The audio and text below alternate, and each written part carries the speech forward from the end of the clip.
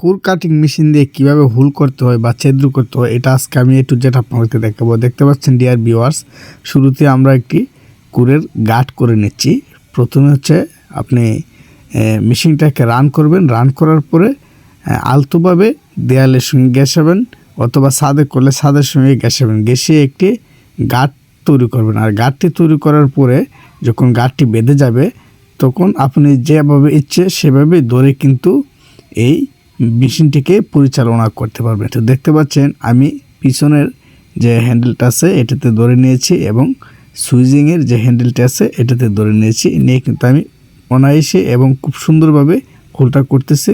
এবং এটাতে হোল করতে হইলে এই মেশিনটা দিয়ে আপনাদের কায়দার প্রয়োজন আছে, এখানে শক্তি বা কোনো কিছু প্রয়োজন নাই, তবে শক্তি সম্পূর্ণ একটি সাহস থাকতে হবে। শক্তি সম্পূর্ণ একটি সাহস যদি থাকে আপনি এটা দিয়ে হচ্ছে খুব সুন্দরভাবে এই হ্যান্ডকুর মেশিনটি দিয়ে খুব সুন্দরভাবে হোল করতে পারবে। তো দেখতে পাচ্ছেন ইতিমধ্যে আমাদের হোলটি কিন্তু অলরেডি হয়ে যাচ্ছে। তো আমরা দেখাবো কি সুন্দরভাবে একটি 10 ইঞ্চি রাউন্ড হয়ে ইটের একটি ব্লক বের হয়, মানে খুবই সুন্দর লাগে। তো এটা আসলে এই হ্যান্ডকুর মেশিনটি ব্যবহার করার সম্পর্কে যদি কারো তেমন কোনো অভিজ্ঞতা না থাকে তাহলে কিন্তু আপনারা এই হ্যান্ডকুর মেশিনটি ব্যবহার করতে যাবেন না, তাহলে দুর্ঘটনা ঘটার সম্ভাবনা রয়েছে। তো অবশ্যই এটি ব্যবহার করতে হলে আপনার পূর্ণাঙ্গ অভিজ্ঞতা থাকতে হবে, তাহলে কিন্তু আপনি এই হ্যান্ডকুর মেশিনটি ব্যবহার করতে পারবেন। তো দেখতে পাচ্ছেন ডিয়ার ভিউয়ার্স, ইতিমধ্যে আমাদের একটি হোল করা হয়ে গেছে। তো এখন আমরা আরেকটি হোল করব। এখানে দুইটা সেপারেটিং কি রয়েছে এই বিল্ডিংটির নিচে। তো দুইটা সেপারেটিং কিন্তু দুইটি আউটপুট লাইনের ব্যবস্থা করব, সেই জন্য দুইটা হোল করা হচ্ছে। তো শুরুতে দেখতে পাচ্ছেন আমরা একটা বালতি তে পানি নিয়ে বালতিটি উপরে উঠে রাখি। যাদের ছোটো মোটর আছে ছোটো মোটর দিয়ে কিন্তু করা যায়। তো আমাদের এখানে দুইটা ফুটা করব, যে কারণ হচ্ছে আমরা আর এখানে এক্সট্রা কোনো মোটর লাগাইনি। তো মোটর লাগিয়ে করলে পানিটা আর আপনার এইভাবে বালতি দিয়ে ধরে রাখতে হয় না। তো অবশ্যই এটাতে পর্যাপ্ত পরিমাণের পানি যেতে হবে। যখন এটাতে কুর করবেন তাহলে খুব দ্রুত আপনার হুলটি করা সম্ভব। দেখতে পাচ্ছেন আমি অন্য আরেকটি হোল করতেছি কি সুন্দরভাবে।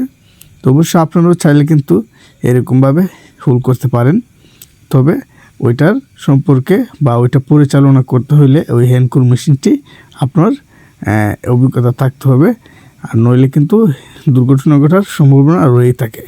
তো আমি প্রতিনিয়ত এই হ্যান্ডকুর মেশিনটি দিয়ে ছাদ অথবা দেয়াল হোল করে থাকি বা ছিদ্র করে থাকি।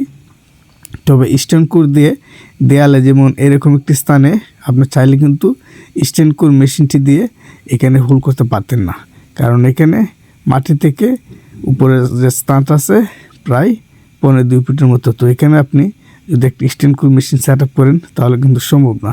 তো এখানে কিন্তু আপনি যদি এরকম হ্যান্ড করে একটি মেশিন ব্যবহার করেন তাহলে খুব সুন্দরভাবে কিন্তু একটি হোল করতে পারবেন। তো দেখতে পাচ্ছেন ইতিমধ্যে আমাদের কুরটি কিন্তু হয়ে গেছে বা হয়ে যাচ্ছে। তো আমি আপনাদেরকে দেখাবো, এখান থেকেও কিন্তু খুব সুন্দর একটি ইটের ব্লক বের হয়ে আসবে। তো হ্যান্ডকুর মেশিন অবশ্যই খুব ভালো এবং ভালো ব্র্যান্ডের মোটামুটি ভালো দামের একটি মেশিন নেবেন, তাহলে খুব শান্তিতে বা সুন্দরভাবে আপনারা এই মেশিনটি ব্যবহার করতে পারবেন। তো দেখতে পাচ্ছেন বন্ধুরা, আমার কিন্তু অলরেডি দুইটা ফুটাই করা শেষ এবং কি সুন্দরভাবে একটি রাউন্ড হয়ে বিট বের হয়েছে। তো আপনারাও চাইলে এরকম হ্যান্ডকুর মেশিন দিয়ে প্লাম্বিং কাজের কাজগুলি করে দিতে পারেন খুবই দক্ষতার সঙ্গে।